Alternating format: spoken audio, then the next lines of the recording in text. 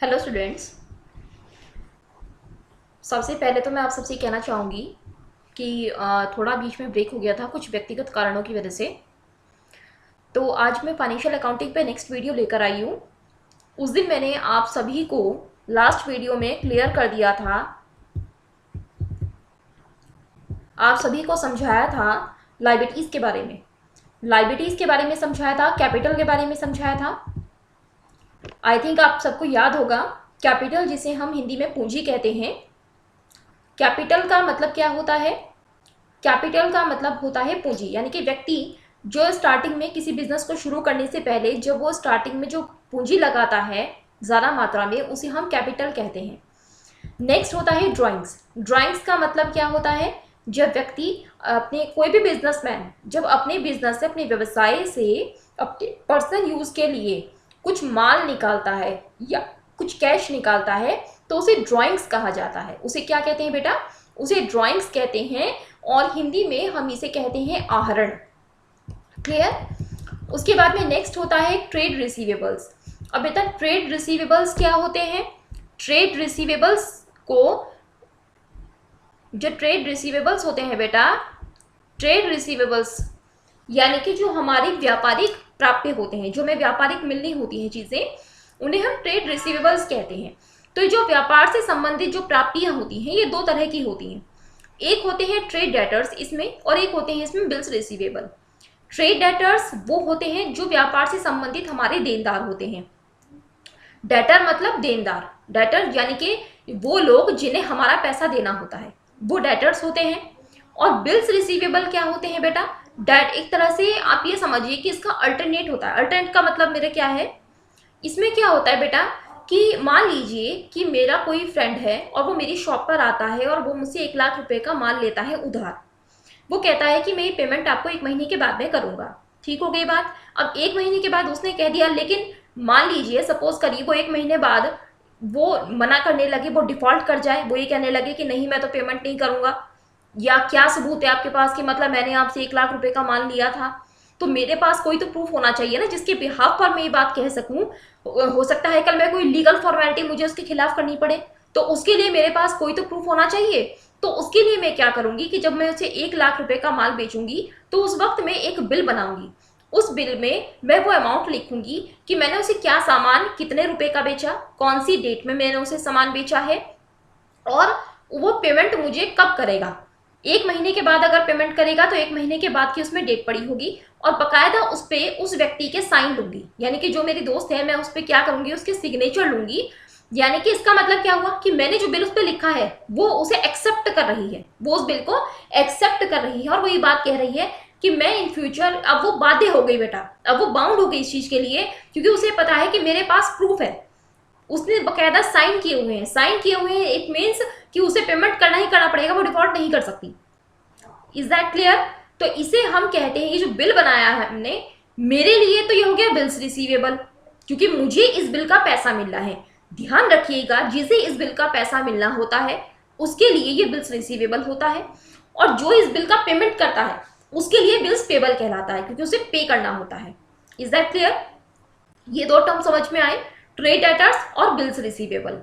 इसी तरह से एक होते हैं बेटा आपके लाइबिलिटीज में, जिसे हम कहें ट्रेड डेटर्स। ट्रेड पेबल की बात करें, ट्रेड पेबल, तो बेटा जो ट्रेड पेबल्स होते हैं, तो ट्रेड पेबल दो तरह के होते हैं। एक होते हैं आपके ट्रेड क्रेडिटर्स और एक होते हैं आपके बिल्स पेबल। देखिए आपको दिखाई भी दे रहा होगा, ट्रेड क्रेडिटर्स और एक होते हैं आपके बिल्स पेबल, ये दो होते हैं। जस्ट आप ये समझिए कि जो ट्रेड रिसीवेबल में हमने पहला पढ़ा था ट्रेड डेटर, तो ट्रेड डेटर का जस्ट रिवर्स क्या हो गया? ट्रेड क्रेडिटर हो गया। इसी तरह से बिल्स रिसीवेबल का जस्ट रिवर्स क्या हो गया? बिल्स पेबल हो गया। बिल्स पेबल तो मैंने आपको ओवर क्लियर कर दिया था। जो बिल लिखता है ड्रॉर, जो बिल लिखता है उसे ड्रॉर कहते हैं बेटा। ठीक है, जैसे मैंने माल बेचा था उधार, तो मैं ड्रॉर हूं, मैं जिस बिल को लिख रही हूं। ठीक है, और जिस पे वो बिल लिखा जा रहा है वो ड्रॉई कहलाता है, यानी कि जिस पे मैंने अपनी फ्रेंड पे बिल लिखा तो वो ड्रॉई कहलाएगा, और जिससे उस बिल का पेमेंट मिलना होता है वो पे ही होता है। ये मैंने आपको एक्स्ट्रा बात बता दी अभी। ट्रेड डेटर जो व्यापारिक देनदार होता है, जिसे हमारे व्यापार से संबंधित, मान लीजिए जिसने हमसे माल खरीदा है, अब जैसे जो मेरी फ्रेंड थी वो मेरी डेटर है, वो मेरी क्या है, डेटर बन गई। वो अलग बात है कि ठीक है मैंने उस पर बिल लिख दिया, लेकिन इसी तरह से मैं क्या हो गई इस कंडीशन में, मैं उसकी ट्रेड क्रेडिटर हो गई। मैं क्या हो गई, क्रेडिटर। कई बार ऐसा होता है बेटा कि जैसे मान लीजिए हम कोई मैन्युफैक्चरिंग का काम कर रहे हैं, तो हमें क्या करना होता है, हम सप्लायर से जो कच्चा माल मंगाते हैं, रॉ मटेरियल मंगाते हैं, तो कई बार वो भी हम उधार मंगा लेते हैं। उस टाइम हम उसको कैश का पेमेंट नहीं करते, तो उस कंडीशन में वो हमारे ट्रेड क्रेडिटर्स कहलाएंगे। क्या कहलाएंगे, ट्रेड क्रेडिटर्स कहलाएंगे। इसी तरह से बिल्स पेबल बता दिया मैं, बिल्स पेबल वाला पॉइंट मैंने क्लियर कर दिया आप सभी को, ठीक है। चलिए अब हम नेक्स्ट पे चलते हैं बेटा, एक्सपेंडिचर। अब आते हैं एक्सपेंडिचर के ऊपर, ये ऊपर यही डिटेल लिखी हुई है सारी, आप सब देख लीजिएगा।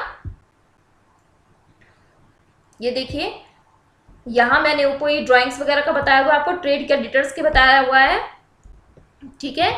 ट्रेड क्रेडिटर के बाद में आगे बिल्स पेबल क्लियर किया हुआ है।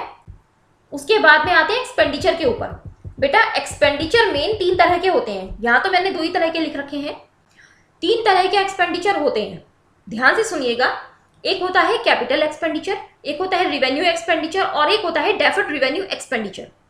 Capital expenditure non recurring nature का होता है, मींस जो बार बार होने वाला ना हो, कम होता है। जैसे हमने कोई एसेट परचेज करी है, मान लीजिए हमने अपने घर के लिए हमने क्या परचेज किया, कोई फर्नीचर परचेज कर लिया है, कोई भी एसेट हमने परचेज कर ली, और वो मतलब एक तरह से लंबी अवधि तक वो हमारे पास रहेगी, तो वो हमारी कैपिटल एक्सपेंडिचर है, जिसमें हमने भारी खर्चा कर रखा हो। एक होता है रिवेन्यू एक्सपेंडिचर, वो एक्सपेंडिचर होता है जो रिकरिंग नेचर का होता है, मींस बार बार होने वाला होता है। मान लीजिए हमारे यहाँ पे जो मजदूर हैं, वर्कर हैं, हमें उन्हें हर महीने वेजेस देनी पड़ेगी। जो हमारे यहाँ स्टाफ है, हमें हर महीने उन्हें सैलरी पे करना पड़ेगा, ये रिवेन्यू एक्सपेंडिचर में आते हैं। हमारे घर में कोई टूट फूट हो गई तो हमें उससे रिपेयरिंग करानी है, तो वो रिवेन्यू नेचर का एक्सपेंडिचर है। लेकिन अगर हम अपने यहाँ पर कोई मकान ही बनवा रहे हैं अपने लिए, तो वो कैपिटल नेचर का एक्सपेंडिचर होगा। Is that clear?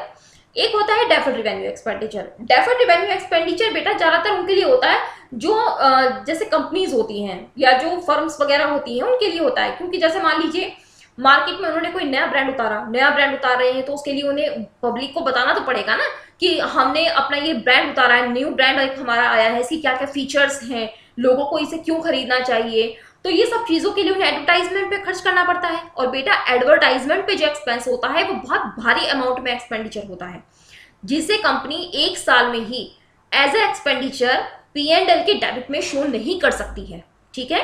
तो उसे क्या करना होता है, हर साल वो उसको क्या करती है, धीरे धीरे अपने P&L के डेबिट में डाल के राइट ऑफ करती चली जाती है। Is that clear? आज इतना ही रखिए, बाकी कल बात करते हैं।